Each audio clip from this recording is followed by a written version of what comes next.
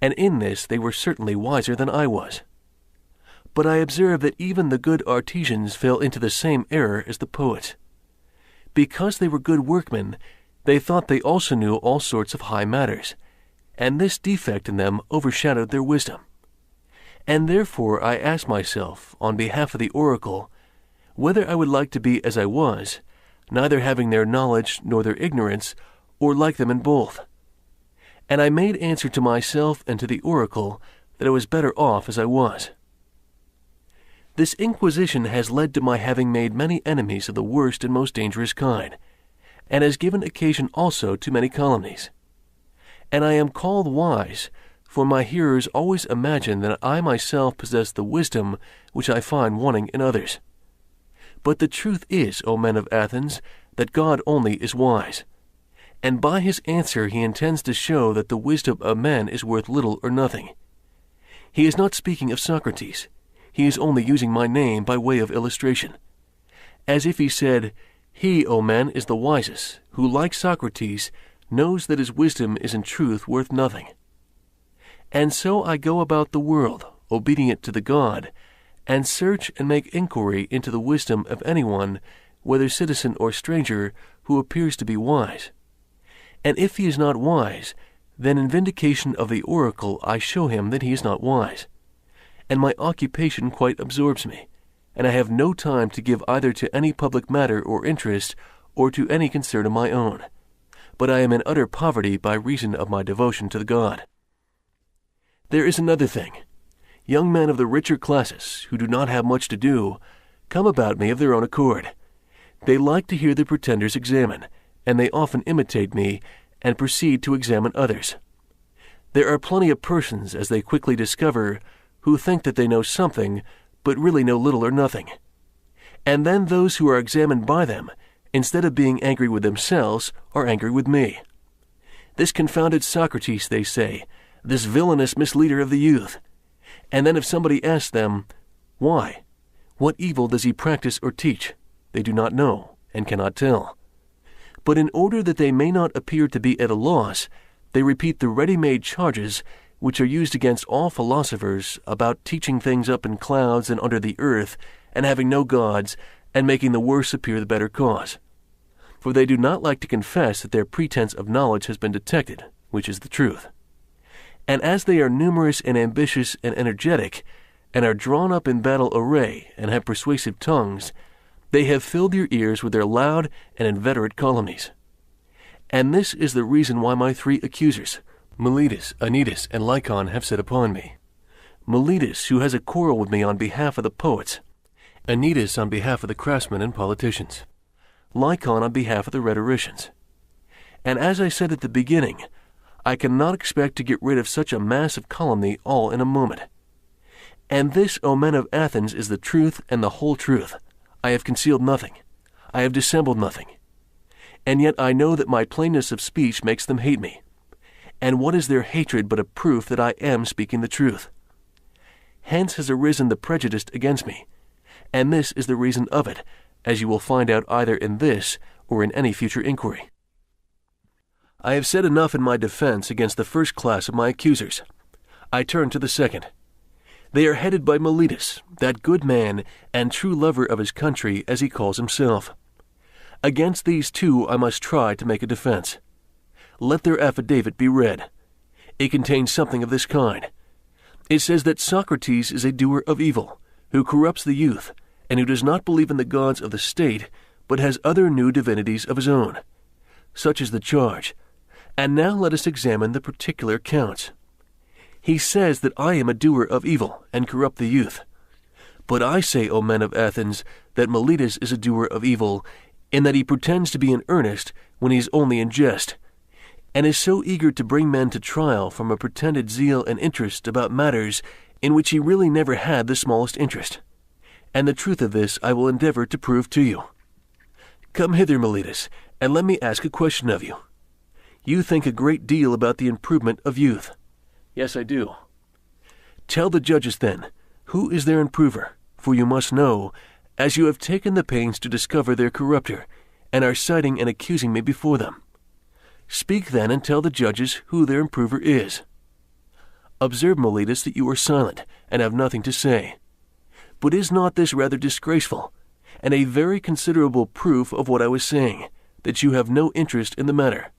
Speak up, friend, and tell us who their improver is. The laws. But that, my good sir, is not my meaning. I want to know who the person is. Who in the first place knows the laws? The judges, Socrates, who are present in court. What do you mean to say, Meletus, that they are able to instruct and improve the youth? Certainly they are. What, all of them, or some only and not others? All of them. By the goddess, here, that is good news. There are plenty of improvers then. And what do you say of the audience? Do they improve them? Yes, they do. And the senators? Yes, the senators improve them. But perhaps the members of the assembly corrupt them, or do they too improve them? They improve them. Then every Athenian improves and elevates them, all with the exception of myself, and I alone am their corrupter. Is that what you affirm? That is what I stoutly affirm. I am very unfortunate if you are right. But suppose I ask you a question. How about horses? Does one man do them harm and all the world good? Is not the exact opposite the truth? One man is able to do them good, or at least not many. The trainer of horses, that is to say, does them good, and others who have to do with them rather injure them. Is not that true, Meletus, of horses or of any other animals? Most assuredly it is, whether you or Anytus say yes or no. Happy indeed would be the condition of youth if they had one corrupter only, and all the rest of the world were their improvers. But you, Meletus, have sufficiently shown that you never had a thought about the young. Your carelessness is seen in your not caring about the very things which you bring against me. And now, Meletus, I will ask you another question. By Zeus, I will. Which is better, to live among bad citizens or among good ones? Answer, friend, I say. The question is one which may be easily answered. Do not the good do their neighbors good, and the bad do them evil? Certainly. And is there anyone who would rather be injured than benefited by those who live with him? Answer, my good friend, the law requires you to answer. Does anyone like to be injured? Certainly not. And when you accuse me of corrupting and deteriorating the youth, do you allege that I corrupt them intentionally or unintentionally? Intentionally, I say. But you have just admitted that the good do their neighbors good, and the evil do them evil. Now is that a truth which your superior wisdom has recognized thus early in life, and am I at my age in such darkness and ignorance as not to know that if a man with whom I have to live is corrupted by me, I am very likely to be harmed by him? And yet I corrupt him, and intentionally too, so you say, although neither I nor any other human being is ever likely to be convinced by you. But either I do not corrupt them, or I corrupt them unintentionally. And on either view of the case you lie. If my offense is unintentional, the law has no cognizance of unintentional offenses. You ought to have taken me privately and warned and admonished me. For if I had been better advised, I should have left off doing what I only did unintentionally. No doubt I should. But you would have nothing to say to me and refuse to teach me. And now you would bring me up in this court, which is a place not of instruction but of punishment. It will be very clear to you, Athenians, as I was saying, that Meletus has no care at all, great or small, about the matter. But still I should like to know, Meletus, in what I am affirmed to corrupt the young. I suppose you mean, as I infer from your indictment, that I teach them not to acknowledge the gods which the state acknowledges, but some other new divinities or spiritual agencies in their stead. These are the lessons by which I corrupt the youth, as you say. Yes, that is what I say emphatically. Then by the gods, Meletus, of whom you are speaking, tell me and the court in somewhat plainer terms what you mean. For I do not as yet understand whether you affirm that I teach other men to acknowledge some gods, and therefore I do believe in gods, and am not an entire atheist, this you did not lay to my charge, but only you say that they are not the same gods which the city recognizes. The charge is that they are different gods. Or did you mean that I am an atheist simply and teach atheism? I mean the latter. You are a complete atheist. What an extraordinary statement. Why do you think so, Meletus? Do you mean that I do not believe in the godhead of the sun or moon like other men? I assure you, judges, that he does not, for he says that the sun is stone and the moon earth. Friend Meletus, you think that you are accusing Anaxagoras, and you have but a bad opinion of the judges if you fancy them illiterate to such a degree as not to know that these doctrines are found in the books of Anaxagoras and Clazomenion, which are full of them. And so forsooth the youth are said to be taught them by Socrates, when there are not unfrequently exhibitions of them at the theatre, price of admission 1 drachma at most. And they might pay their money and laugh at Socrates if he pretends to father these extraordinary views. And so, Meletus, you really think that I do not believe in any god. I swear by Zeus that you believe absolutely in none at all. Nobody will believe you, Meletus, and I am pretty sure that you do not believe yourself.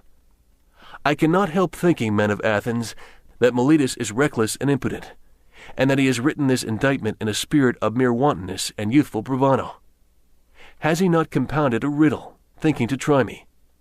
He said to himself, I shall see whether the wise Socrates will discover my facetious contradiction, and whether I shall be able to deceive him and the rest of them. For he certainly does appear to me to contradict himself in the indictment, as much as if he said that Socrates is guilty of not believing in the gods, and yet of believing in them.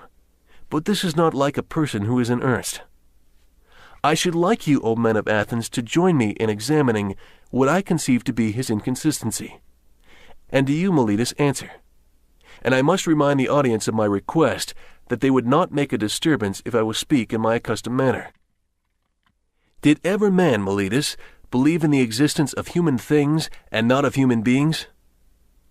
I wish, men of Athens, that he would answer, and not be always trying to get up an interruption. Did ever any man believe in horsemanship and not in horses, or in flute playing and not in flute players? No, my friend, I will answer to you and to the court, as you refuse to answer for yourself. There is no man who ever did. But now please to answer the next question. Can a man believe in spiritual and divine agencies and not in spirits or demigods? He cannot. How lucky I am to have extracted that answer by the assistance of the court. But then you swear in the indictment that I teach and believe in divine or spiritual agencies. At any rate, I believe in spiritual agencies. So you say and swear in the affidavit. And yet if I believe in divine beings, how can I help believing in spirits or demigods? Must I not? To be sure I must, and therefore I may assume that your silence gives consent. Now what are spirits or demigods? Are they not either gods or the sons of gods? Certainly they are. But this is what I call the facetious riddle invented by you. The demigods or spirits are gods, and you say first that I do not believe in gods, and then again that I do believe in gods. That is, if I believe in demigods.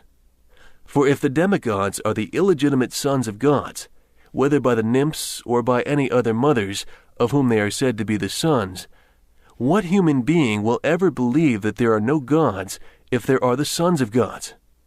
You might as well affirm the existence of mules and deny that of horses and asses. Such nonsense, Meletus, could only have been intended by you to make trial of me. You have put this into the indictment because you had nothing real of which to accuse me.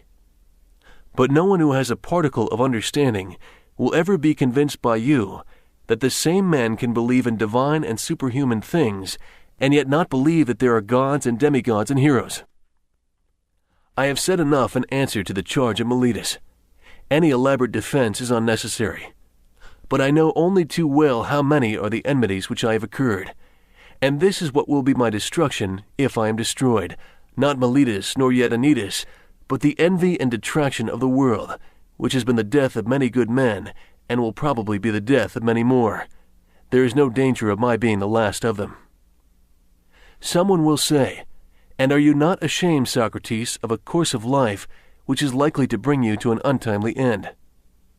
To him I may fairly answer, there you are mistaken. A man who is good for anything ought not to calculate the chance of living or dying. He ought only to consider whether in doing anything he is doing right or wrong, acting the part of a good man or of a bad. Plenty of persons, as they quickly discover, who think that they know something, but really know little or nothing. And then those who are examined by them, instead of being angry with themselves, are angry with me. This confounded Socrates, they say, this villainous misleader of the youth. And then if somebody asks them, why? What evil does he practice or teach? They do not know, and cannot tell. But in order that they may not appear to be at a loss, they repeat the ready oracle. I show him that he is not wise. And my occupation quite absorbs me, and I have no time to give either to any public matter or interest, or to any concern of my own. But I am in utter poverty by reason of my devotion to the God. There is another thing. Young men of the richer classes, who do not have much to do, come about me of their own accord. They like to hear the pretenders examine, and they often imitate me, and proceed to examine others. And in this they were certainly wiser than I was. But I observe that even the good artisans fell into the same error as the poets. Because they were good workmen, they thought they also knew all sorts of high matters, and this defect in them overshadowed their wisdom. And therefore I asked myself, on behalf of the oracle, whether I would like to be as I was, neither having their knowledge nor their ignorance, or like them in both. And I made answer to myself and to the oracle that I was better off as I was. This inquisition has led to my having made many enemies of the worst and most dangerous kind, and has given occasion also to many calumnies. And I am called wise, for my hearers always imagine that I myself possess the wisdom which I find wanting in others. But the truth is, O men of Athens, that God only is wise. And by his answer he intends to show that the wisdom of men is worth little or nothing. He is not speaking of Socrates. He is only using my name by way of illustration.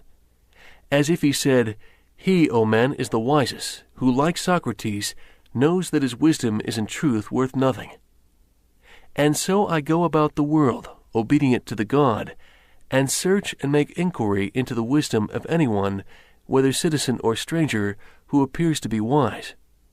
And if he is not wise, then in vindication of the